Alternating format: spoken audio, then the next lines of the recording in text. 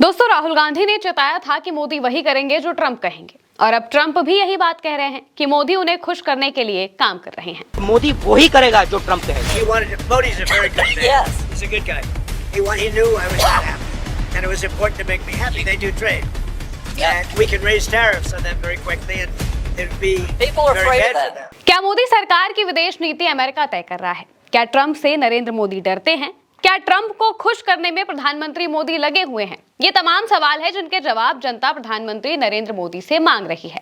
Donald Trump बता रहे हैं कि नरेंद्र मोदी उन्हें खुश करना चाहते हैं। वो जानते हैं कि डोनाल्ड ट्रंप का खुश होना जरूरी है, इसलिए उन्हें खुश करने में लगे हुए हैं, वरना फिर से टैरिफ बढ़ा दिए जाएंगे, ऐसा ट्रंप ने कहा है। आप सबसे पहले ट्रंप का वो बयान सुनिए। Modi's a very good man. Yes. He's a good guy. He knew I was not happy, and it was important to make me happy. They do trade, and we can raise tariffs on them very quickly, and it'd be People are very afraid bad of for that. them. दोस्तों, तेल की खदानों के लिए America ने Venezuela पर कब्जा कर लिया।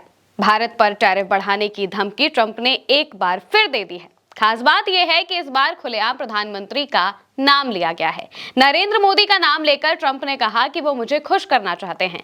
एयरफोर्स वन में पत्रकारों से बातचीत करते हुए ट्रंप ने कहा, अगर भारत रूस के तेल के मुद्दे पर सहयोग नहीं करता है तो हम उस पर टैरिफ बढ़ा सकते हैं। उन्होंने ये भी दावा किया कि भारत ने रूस से तेल की खरीद में काफी हद तक कटौती कर दी है। भारत पहले ही साफ कर चुका है कि रूस से तेल खरीदना उसकी घरेलू ऊर्जा जरूरतों के लिए जरूरी है, लेकिन ट्रंप लगातार इस बात का दबाव बना रहे हैं।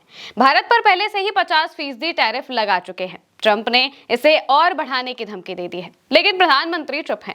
ये चुप्पी देश के लोगों को खल रही है। कांग्रेस ने वीडियो पोस्ट करते हुए लिखा, मैं 1 महीने पहले भारतीय राजदूत के घर पर था और वह सिर्फ इस बारे में बात करना चाहते थे कि भारत कैसे कम रूसी तेल खरीद रहा है। वो चाहते थे कि मैं राष्ट्रपति ट्रंप को ये बात बताऊं और कहूं कि अब भारत को टैरिफ में कुछ छूट दी जाए।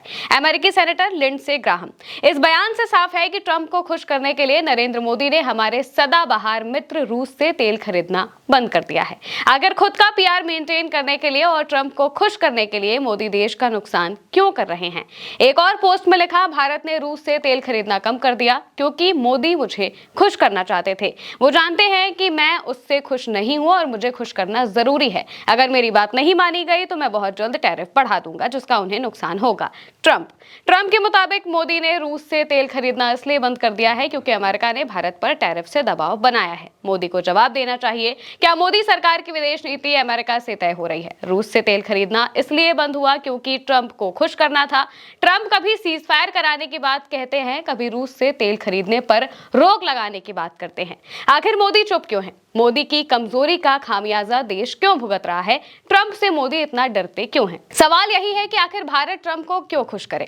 हम स्वतंत्र देश हैं, अपने फैसले अपने तरीके से लेते हैं, किसी की गुंडई से नहीं। लेकिन बार बार ट्रंप जिस तरह से बयान देकर इंटरनेशनल लेवल पर भारत को कम बताने की कोशिश करते हैं, उनके इन बयानों की वैसे तो खुलेआम निंदा होनी चाहिए, लेकिन प्रधानमंत्री चुप रहते हैं और विदेश मंत्रालय की तरफ से कुछ खास या फिर ठोस स्टैंड नहीं लिया जाता है।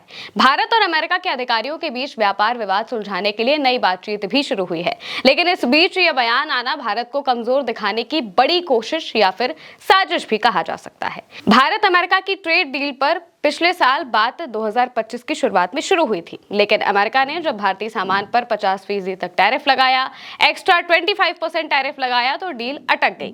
डोनाल्ड ट्रंप चाहते हैं कि भारत रूस से तेल लेना बंद कर दे और ऐसा नहीं करने पर वो टैरिफ बढ़ाने की धमकी फिर से दे रहे हैं। अमेरिका के वेनेजुएला पर हमले के बाद तेल का मुद्दा एक बार फिर उठा है। वेनेजुएला के पास करीब 303 अरब बैरल तेल भंडार है, जो दुनिया में सबसे ज्यादा माना जाता है। अमेरिकी प्रतिबंधों और निवेश की कमी की वजह से इसका उत्पादन कम हो पाया और ट्रंप ने वेनेजुएला पर अटैक करके इन तेल खदानों पर कब्जा कर लिया है।